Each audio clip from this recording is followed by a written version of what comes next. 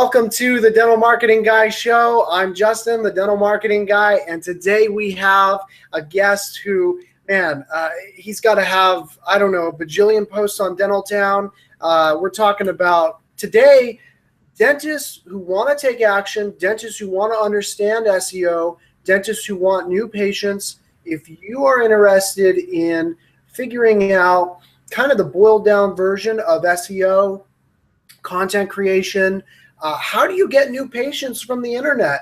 Well, we've got a live dentist here who has taken the DIY to a whole other level.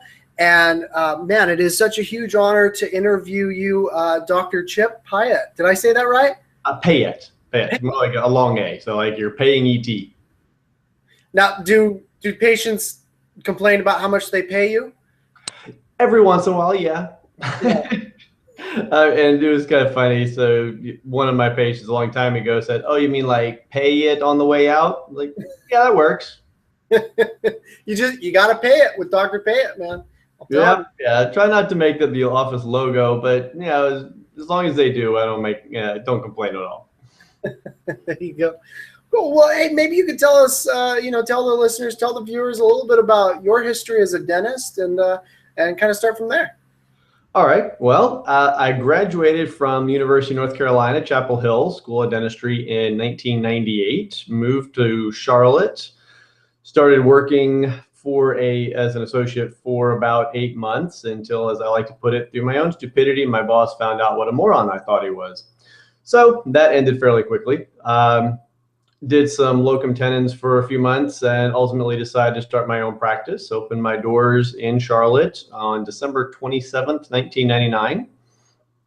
And especially for people who, if they've been around Dental Town for a long time, they've definitely known me as the guy who was always willing to just, let it all hang out, share everything about, the good and the bad. And in my case, the first 10 years of my practice, it was mostly bad.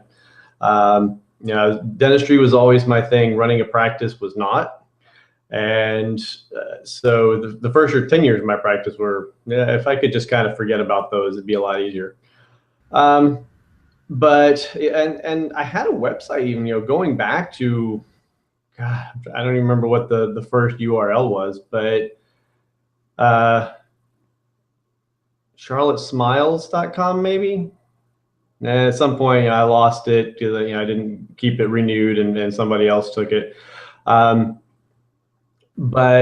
it was one of those things that I paid a fair amount of money for it, and for the first so I opened in '99, probably had the website within a year or two, but it wasn't until 2008 that I actually started getting patients. I mean, for all those years before, I maybe have gotten 1 or 2 patients a year from that website. It was that, you couldn't find it. It was ridiculous. Yeah. Wow. So, yeah, so that's kind of, I do a lot of different stuff in my office, which is, one of the reasons I think my website actually is that important. We do lasers, periolays, hard tissue laser, microscopes, CEREC, implants, endo, do a wide range of things. And it keeps me busy, keeps a lot of variety. So that's a little bit about me. Yeah. What would you say, when you talk about the first 10 years, you talk about getting hardly any patients, almost no patients from the website. Obviously, the viewers are about to find out, for those of you who don't know, this guy's the guy for taking action, for writing content, for making it happen for himself. Could you maybe, before we get to that, tell us a little bit about like some of the biggest challenges or the biggest challenge you had in your practice in that first 10 years? That's really easy. I was an incompetent businessman. I was naive and I was an idealist. I couldn't manage money to save my life. I couldn't manage people to save my life. I thought I could, because I'd read some books and had all these great ideas, but yeah, and part of the problem too, I was undiagnosed ADD and didn't get diagnosed with that until 2006. And when I started on medication, that was a big life changer.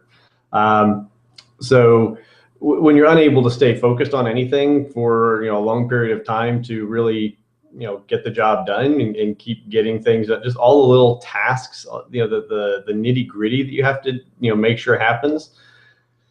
Yeah, it just didn't do so well. I mean, the big thing that really turned our practice around, I mean, the website and what we did with that certainly helped grow the practice. But the thing that really changed the practice success overall, I mean, from generating revenue and being a decent practice to actually being one that we actually made money from, was really when my wife took over running the practice back in 2011.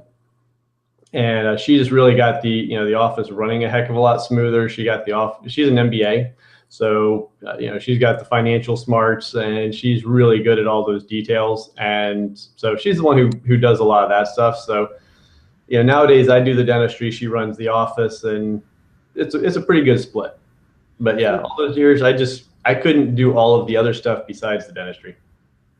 So basically, to conclude the episode, marry an MBA.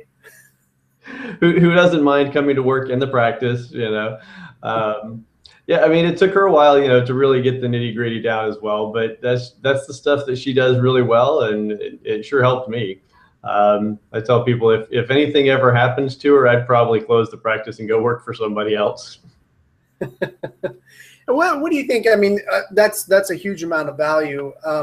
What do you think are the top 3 things that she brings to the table, that you bring to the table, that your staff brings to the table, that really helped you kind of turn the corner? All right. Well, let's see. Well, for myself, I said I guess the kind of like the big difference between my wife and myself is, first, as an MBA, she tends to be very fiscally conservative. She's less about taking risks. She's more about, how do we cut costs, control costs? How do we make sure everything's running smoothly? I'm more of, so she's like, how can we increase profit by cutting costs? And then just, like I said, it's just the day-to-day, she answers the phones, she, does the insurance, she does, she's really good at all those details. I'm more of the looking for opportunities. I'm willing to take more risks to grow the revenue, as long as, the profit will come along with it. And gosh, my staff now, it took a long time to put our staff together. We went through a lot of staff problems for years. But certainly in the last year and a half, just having the team of people, I got my 2 assistants, 1 3/4 hygienist. We're trying to get that second one to full time. Our second front desk, they just click, and they work as a team, and we come in, and somehow we do more dentistry every day now than I used to think was even remotely possible for 2 days. And we walk out of the store. Some days we're exhausted, but most of the time it just happens. Whatever, people come in, they need work, somehow we just get it done. And so, obviously people like them, they like people, and they're organized, they're hardworking, they just pitch in whatever they got to do, they just do it. I don't have to sit there and tell people, I don't have to go looking to see if people are doing their jobs or anything like that. They just do it. I don't have to worry about that at all. So and then, so coming back to me, the other thing is, I like the marketing. I like, figuring out how to reach people. I like being online. I like trying new things, seeing what else is going to work, if it will or if it won't. I've got more online accounts for more social media platforms than I can probably even remember. I need to probably find them and go back and delete them because, they're dead or dying, or they're just not relevant. But I like trying stuff. Excellent. Yeah, that's excellent. So, tell the viewers, we've talked a little bit on Dental Town. I know everyone's seen you on there, your posts about SEO. Could you tell us a little bit about, for instance, your philosophy about SEO, how you've managed to get new patients from the internet through things like content creation and learning little tidbits about SEO, or well, really a lot more than tidbits. And, just kind of for the dentists out there, I would say a lot of them are looking to take action, but most of them are not looking to be PhDs at Google. So, maybe you could tell us a little bit about the boiled down version of how you've managed to use SEO and online marketing for your practice. Okay, trying to boil it. I think the simplest way to put it is that I mean, is trying to think of the way that potential patients are thinking. I mean, if they're going online, they're searching. Number one, I'm not figuring they're going to go on Facebook. They're not going on Twitter, anything like that. I mean, people, when they're searching, they're going on Google. So, and Google is all about, it's search, which is designed to answer people's questions. So think of the questions that people might have. Think of, the concerns that they give us when they're coming in, the things that they tell us, maybe why they haven't come in, or why they picked us, or why they maybe left another dentist's office, or their questions about a procedure. Why does it work? Why does it not work? Well, what if it uses this material? Is that safe? Any question that I can think of that a patient might ask me, in the chair, is probably a question that they're asking online. And so figuring out how to take the question and, just answer it in a way that, of course, doesn't sound like a dentist talking. I'm not trying to talk to them as if they're another dentist or somebody even in the dental field, because the whole point is they don't understand the way dentists talk. So, how do you take the question of, well, okay, do you really need your wisdom teeth out? For example, that was one I wrote last year because, there's these things that go around social media, the wisdom tooth dental scam, something like that. It's like, okay, well, so people want to know, like, people are reading that, it goes around every year, a couple times a year. So I'm thinking, well, okay, so how do I tap into that? So there's people there that are wondering, do they really need their wisdom teeth out?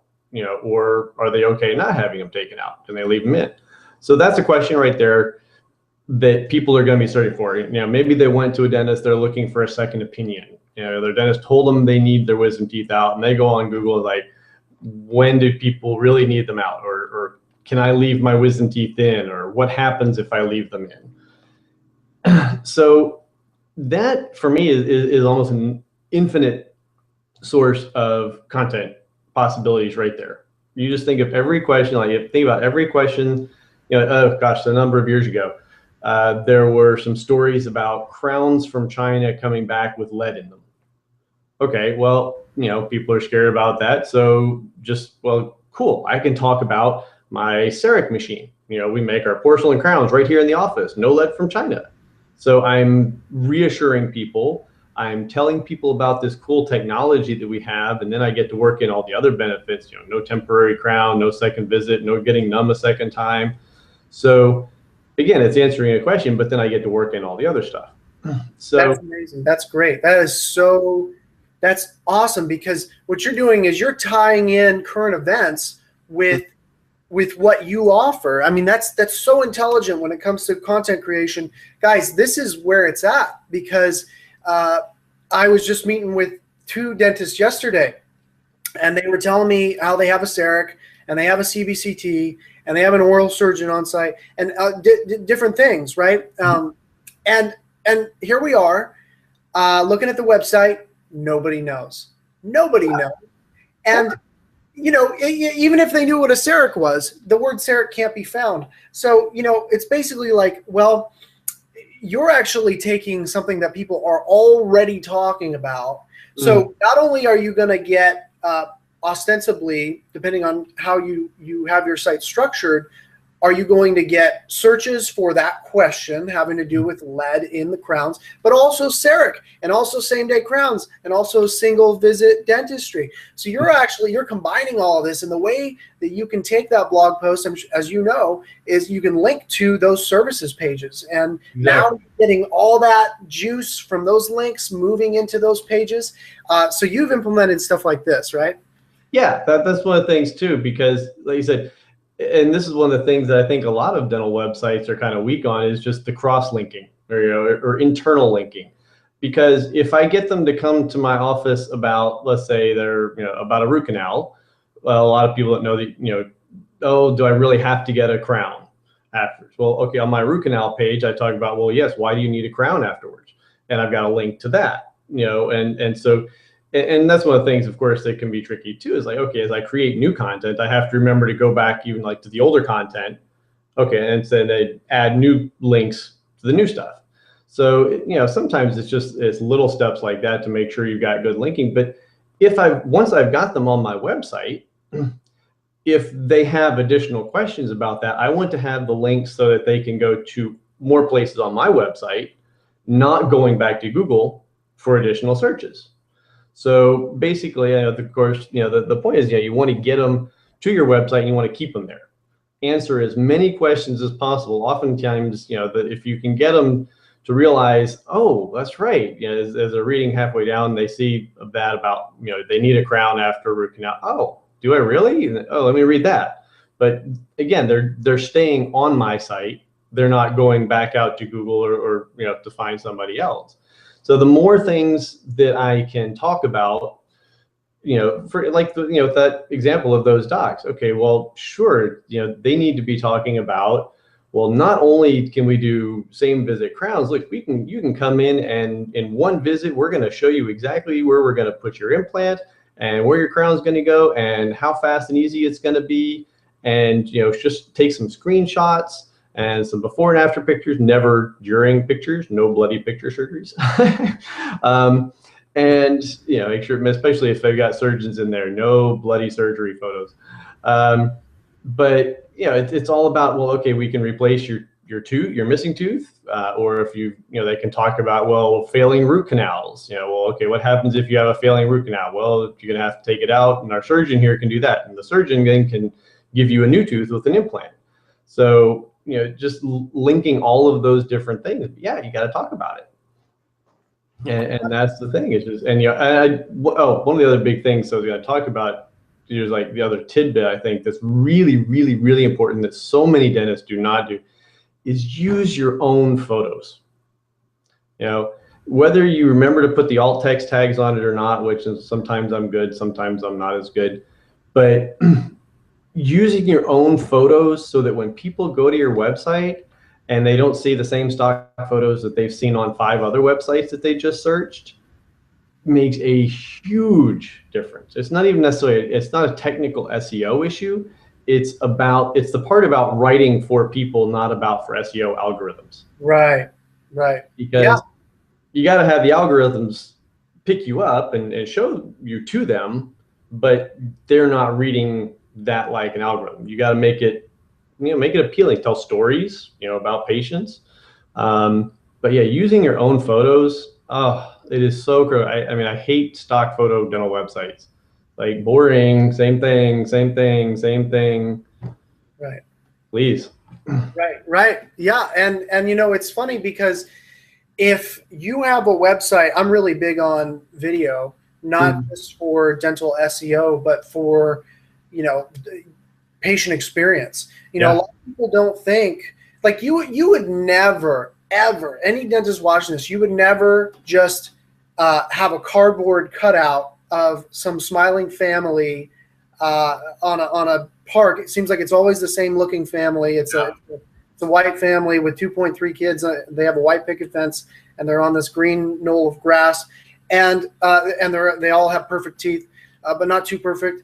And they're all smiling. You would never cover yourself with that photo as you're in the office introducing yourself to the patient. Right. You do that on your website. It doesn't make sense. So I think what a lot of dentists are finding out is, and I'm actually really big on video on the homepage. It's your lobby. It's your introduction. It's where people are coming into your practice for the first time. What's the impression you want to create? And, I think showing the office, I think making it really easy to see, like, well, this is the front door. This is where you come in. This is where, and all your expectations. Here's something I haven't seen done much at all. And here's a freebie to everyone is, what about an office tour, a video office tour? That's the introduction. They land on your homepage a lot of times if they search for dentist, San Luis Obispo, California, or whatever they're searching for, and you introduce them. Hey, welcome to our practice. Boom. And almost nobody has that, by the way. So you don't even need a professional videographer. Although I think for the introduction, the promotional videos, I think it's ideal. Yeah. But if it's 20 grand for that video and you don't have that budget, don't do that. You can just do it with an iPhone. If you edit it really well, you can get like a college student who's learning videography to edit it to you for top ramen, And I hadn't thought about that incentive. I'll have to add that one in.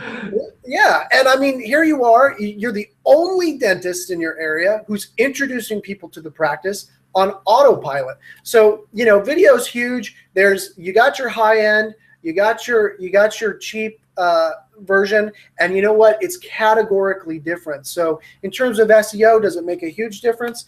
Maybe, maybe not. But the bottom line is when you think that way, when you think like a patient and you do what you're saying, Dr. Payet, which is what I'm hearing you talk about is satisfying searcher intent.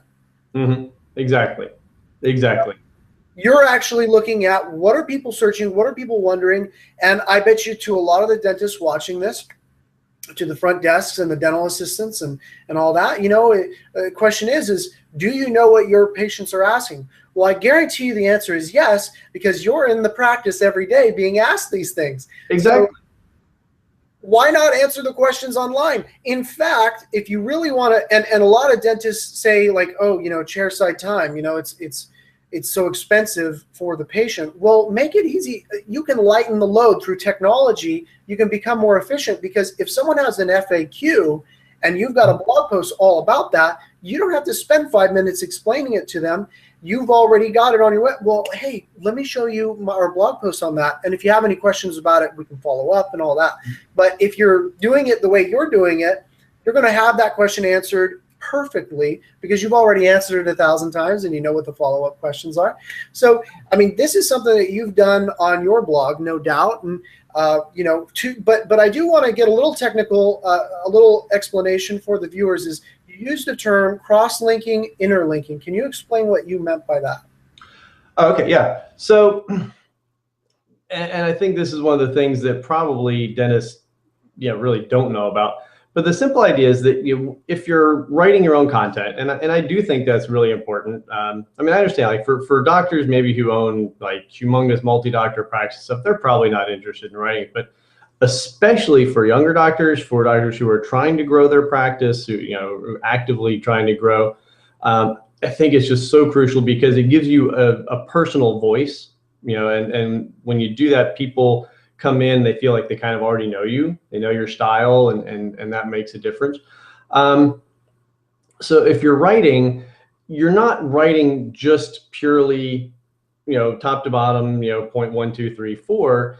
It's remembering that, okay, you've already written, hopefully, a lot of other stuff. And you want to, again, as I mentioned earlier, you want to try to keep people on your page, on your website, for as much as possible, answer as many questions. So, on my root canal page, I talk about, well, don't forget, after a root canal, you need a crown. And I'm linking over to my CEREC page. And I might link to, okay, here's an article I wrote about a patient came in and we did their root canal and crown in one visit. So I'm talking about, the CEREC and the visit, and I'm telling a story about a patient, making it relatable. And so then I have 3 links, on my website, kind of scattered around, not all at once, not bullet points. Sometimes I do. And it gives the patient or, the searcher another way to stay on your site, read more about you, and not go somewhere else and potentially look at another dentist. You're just trying to give them more reasons to learn more about you by just saying, okay, well, here's a related topic. Here's another related topic. Oh, by the way, did you think about this? Oh, I bet you this is a question you've been asking too. And just, you're kind of trying to lead them deeper and deeper to the point where like, oh yeah, okay, yeah, this guy's he's answered all my questions. I want to call him. So it's just that taking that previous content that you've already created and linking to it, so that they have a way to go from this question to this question to this question, all without ever leaving your site. They're not having to go back and search again. It's you notice I don't know if it's still the case, but I know a couple of years ago it was definitely the case. The website that ranked best on Google for any keyword you can imagine, as a broad swath, the number 1 ranking website on Google was Wikipedia. Right. And I think it still may be the case. But I know a couple of years back I looked at that. Yeah. And the reason why is they're answering people's questions. Yeah. It's up-to-date information. It's edited on the fly. And so they're doing what no one else is doing. And it's interesting because, they're basically outsourcing or open sourcing and allowing people to do this, which is kind of an interesting social experiment. You would have never thought things like Craigslist and Wikipedia would exist. Yeah, it's very certainly something that well, I guess let's say, God, how long actually has Wikipedia been out there? It's a while now. But let's say probably 20 years ago, we couldn't have imagined it, I'm sure. Right. Right. Yeah. And it's because of what you're talking about. And now I definitely see what you're saying when you talk about on Dental Town about content creation and how that goes into rank brain algorithm, artificial intelligence, which for those of you listening basically boils down to the user experience. When someone goes to Google, they click on your competitor because they're ranked higher than you, and they bounce back to Google, and then they click on the next result, and that's Dr. Payet, and they go on there and they just read and they watch a video and they look at the photography and they click through to a new page and they're just on there and they're just being educated. That's the sort of activity you want to make sure that you are in the long term maintaining your ranking. So getting ranked might be a little bit enigmatic for those of you, but as someone who does SEO for dentists, I can tell you for sure, this is how you stay ranked. This is how you maintain stability. And so when someone does SEO and they start to outrank you, but they don't have that good user experience, I'm sure Dr. Payet can tell you, you can outrank them just by giving that superior experience, because SEO, you have to take it from Google's perspective. Their perspective is if they can't deliver the best results, people are going to go to Bing, they're going to go to Yahoo, they're going to go elsewhere. So if you want to stay ranked, if you want to get ranked, that's a different series. If you want to stay ranked, do what Dr. Payet is telling us. And man, I'd love to give you the floor for, maybe a couple quick tips on how dentists can do this themselves. I know you really went into a lot of detail. It was really, really educational. But I was thinking if we could give the short and punchy version of, here's the top 1 to 3 tips of what you can do today. Just take out your notepad or your mental note, and here's what you can actually do right now. How about you take it away with that? Okay, so first thing I think, and this is something that I just started doing kind of late 2014, early 2015, that's really been really helpful, is besides taking your content, your questions and things like that, you want to find an issue, something like whether it's find a related issue, because there's people who may have questions about dentistry, but if you can lead into it from something like nutrition, health, exercise, things like that, then you have a way to connect with especially local groups. I mean, that's the way you really want to do it. I actually kind of made the error of going a little bit more big ticket or big issues that gave me a lot more national attention, not as much local. But then you have a way to start introducing your content into local, like Facebook groups, or if you have a Google Plus groups, things that talking about how to take care of your teeth if you're a serious an exercise nut. I mean, if you're super okay, well, how do you avoid destroying your teeth through grinding while lifting heavy weights, or how do you avoid just damaging your teeth by drinking too many power drinks if you're a long distance runner. You take your same exact message, you're still answering questions, but you're relating it to something that a specific group might be really interested in. And when you can get that in, all of a sudden, then you have a group that is now interested in hearing from you. And especially if it's something like that you like doing. If you're a fitness buff and you're already in these groups, well, then write something about dentistry that relates to that group.